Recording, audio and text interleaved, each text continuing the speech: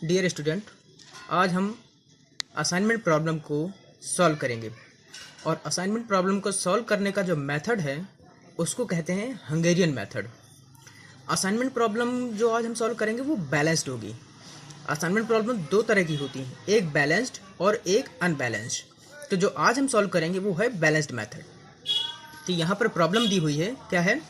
A workshop contains 4 persons available for work on the 4 jobs.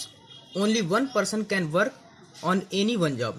The following table shows the cost of assigning each person to each job. The objective is to assign person to jobs such that the total assignment cost is a minimum. अब यहाँ पर इसका मतलब ये है कि एक workshop है जिसमें 4 जॉब हैं और 4 पर्सन हैं। हर पर्सन को एक जॉब असाइन करनी है और वो जॉब इस तरह से असाइन करनी है कि हमारी जो कॉस्ट है वो मिनिमम आए।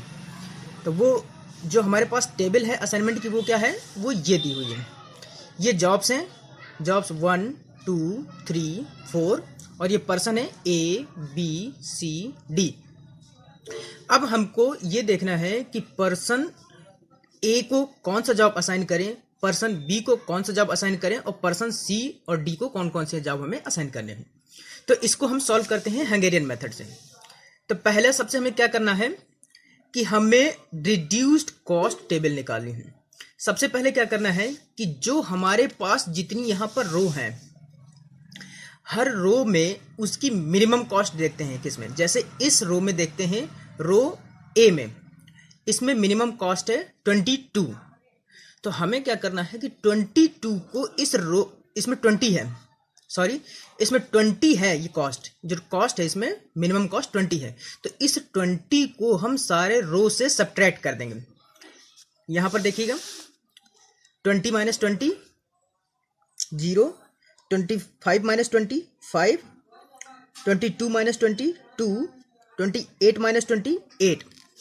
सिमिलरली अब यहां पर दूसरे में देखिए 15 18 23 और 17। यहां पर जो मिनिमम कॉस्ट है इसमें है 15।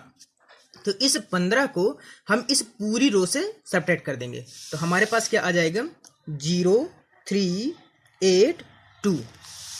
अगली रो, इसमें सबसे जो लोवेस्ट कॉस्ट है वो है 17।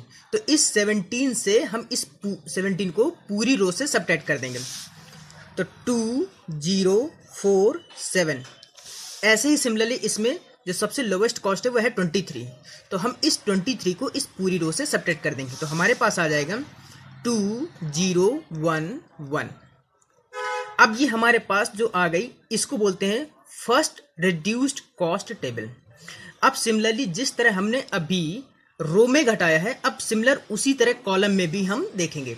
तो अब हमें देखना है कि इस कॉलम में, जैसे कॉलम 1 2 3 4, अब इस कॉलम 1 में सबसे लोवेस्ट कॉस्ट कौन सी है 0। तो इसमें हम 0 सब्ट्रैक्ट कर देंगे तो ये सिमिलर यही आ जाएगा। कॉलम 2 में 5 3 0 0, तो इसमें भी 0 है। तो अगर हम 5 में से 0 घटाएंगे तो 5, 3 में 0 घटाएंगे 3, 0 में 0 घटाएंगे 0, 0 में 0 घटाएंगे 0। सिमिलर अब इसमें देखते हैं 2 8 4 1, यहां पर 0 नहीं है। तो यहां पर सबसे लोवेस्ट कॉस्ट है हमारी 1। तो इस 1 को हम इस पूरे कॉलम से सब्ट्रैक्ट कर देंगे। तो हमारे पास आ जाएगा 1 7 3 0। ठीक, अब इसमें देखते हैं 8 2 7 1। तो यहां पर भी सबसे लोवेस्ट कॉस्ट है 1। तो इस 1 को भी हम इस पूरी कॉलम में से घटा देंगे। तो हमारे पास आ जाएगा 7 1 6 0। अब ये घटाने के बाद जो टेबल बनेगी वो कहलाएगी हमारी सेकेंड रिड्यूस्ड कॉस्ट टेबल। तो सेकेंड रिड्यूस्ड कॉस्ट टेबल हमारे पास क्या बन गई, ये है। कौन कौन सी? 0 5 1 7 0 3 7 1 2 0 3 6 2 0 0 0। अब हमें करना है असाइनमेंट। तो सबसे पहले हम इस रो में देखते हैं, हमें जितनी भी रो हैं वो सारी रो चेक करते हैं कि उनमें से कोई सिंगल 0 है कि नहीं। तो सबसे पहले रो इसमें देखते हैं, फर्स्ट में इसमें एक 0 है केवल। तो हम उस जो सिंगल 0 है उसको एक बॉक्स के अंदर ऐसे मार्क कर देते हैं और उस कॉलम में बाकी जितने भी जीरो हैं उनको क्रॉस कर देते हैं। तो इसमें एक ये जीरो था, ये हमने इसको क्रॉस कर दिया। ऐसे अब दूसरे रो में देखते हैं। अब इस दूसरी रो में कोई भी जीरो नहीं है। याद रखिएगा कि जो जीरो क्रॉस हो चुके हैं उनको काउंट नहीं करना है। तीसरी रो में देखते हैं, ये एक जीरो है, हमने इसको बॉक्स के अंदर कर दिया। और इस कॉलम में कोई जीरो है, हाँ ये वाला जीरो है, हमने इसको क्रॉस कर दिया।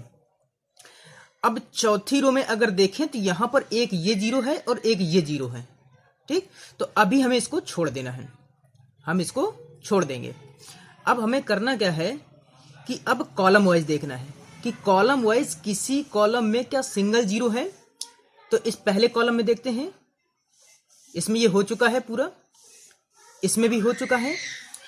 इस कॉलम में आते हैं तो इसमें ये एक जीरो था जो सिंगल था, हमने इसको एक्स से बॉक्स किया और उस रो में जितने जीरो हैं उनको हम क्रॉस कर सकते थे। ये जो जीरो था हमने इसको क्रॉस कर दिया। ठीक, तो अब हम देखते हैं कि हमारे पास कितने असाइनमेंट हुए। जो जीरो बॉक्स के अंदर हैं वो हमारे असाइनमेंट हैं।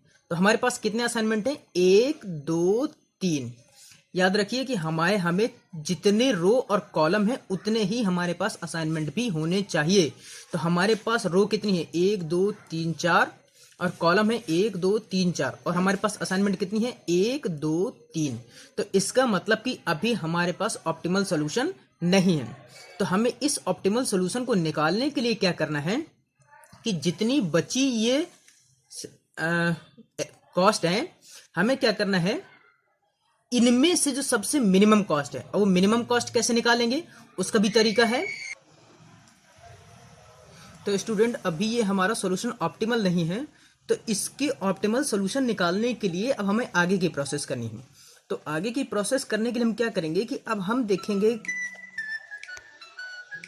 तो फ्रेंड्स इसकी ऑप्टिमलिटी के लिए हम क्या करेंगे कि जो रो टिक नहीं है उस रो में जिस रो में कोई भी असाइनमेंट नहीं है उस रो को हम टिक कर लेते हैं। जैसे इसमें एक असाइनमेंट है, इसमें नहीं है तो हम इसमें एक ऐसे टिक कर लिए।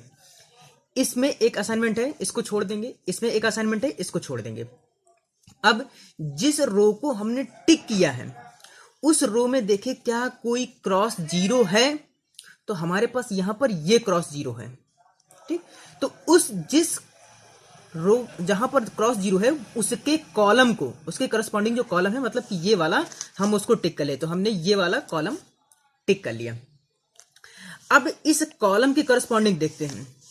इस कॉलम के करस्पॉन्डिंग, जैसे एक ये कॉलम है, तो क्या इस कॉलम के करस्पॉन्डिंग कहीं क्या कोई जीरो है इस कॉलम में? तो देखिए एक ये जीरो है, एक ये जीरो है। तो जहां जहां पर जीरो है उन रो को हम टिक कर लेते हैं। तो एक ये रो ऑलरेडी टिक है, हमने एक ये रो और टिक कर लिया। अब हमें करना क्या है कि जो रो टिक नहीं है उसमें से हम ऐसे एक क्रॉस लाइन खींच देंगे। ये रो टिक है, ये रो टिक है, ये टिक नहीं है तो हमने इसमें क्रॉस लाइन खींच दी। ये टिक नहीं है तो हमने इसमें ऐसे एक क्रॉस लाइन खींच दी। और जो कॉलम टिक है उसमें एक क्रॉस लाइन खींच देंगे। तो हमने ये एक ऐसे खींच दिया। अब देखो यहां पर 3 लाइन बनी है। 3 लाइन के द्वारा हमारे जितने भी जीरो हैं वो सारे के सारे कवर हो गए हैं। लेकिन अब हमारे पास असाइनमेंट होना चाहिए कितने? 4, लेकिन हमारे पास है 3। इसका मतलब अभी सॉल्यूशन ऑप्टिमल नहीं है। तो अब हम इसको क्या करेंगे कि जितने भी जो हमारे क्रॉस नहीं है या लाइन के से कवर नहीं है, जो बची हुई कॉस्ट है, जैसे 5 1 7 3 7 1, इनमें से जो सबसे छोटा है, जो सबसे कम कॉस्ट है वो है 1। इस कॉस्ट को हम जितने भी हमारे पास अनकवर्ड हैं, जैसे 1 2 3 4 5 6, इनमें से घटा देंगे। जितने हमारी जो सबसे मिनिमम कॉस्ट है जो अनकवर्ड है, अनकवर्ड की सबसे मिनिमम कॉस्ट हम अनकवर्ड वाले में से सबको घटा देंगे। एक हम इसमें से घटाएंगे, इसमें घटाएंगे, इसमें इसमें इसमें इसमें, और यहां पर यहां पर यहां पर यहां यहां यहां यहां कहीं कोई भी दिक्कत नहीं करनी, कुछ भी नहीं करना।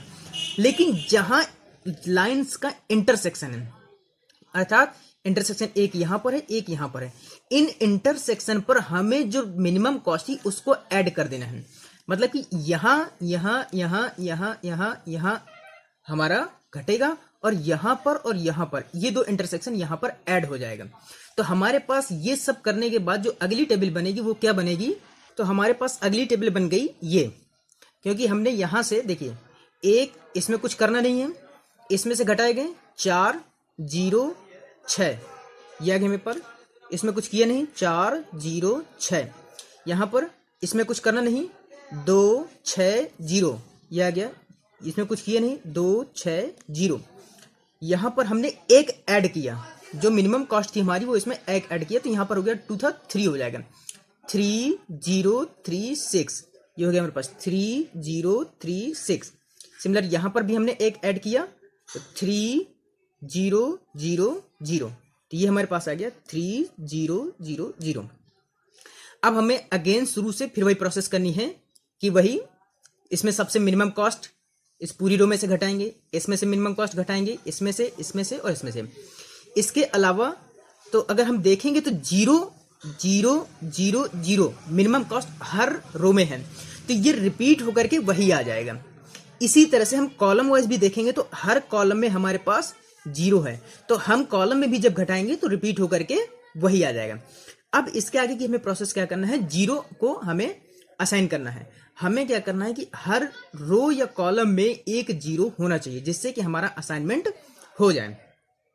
तो अब हम सबसे पहले तो देखते हैं कि क्या कोई ऐसी रो है जिसमें सिंगल 0 हो।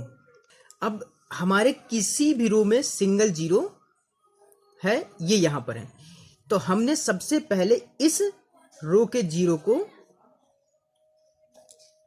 ब्लॉक के अंदर, बॉक्स के अंदर असाइन कर दिया।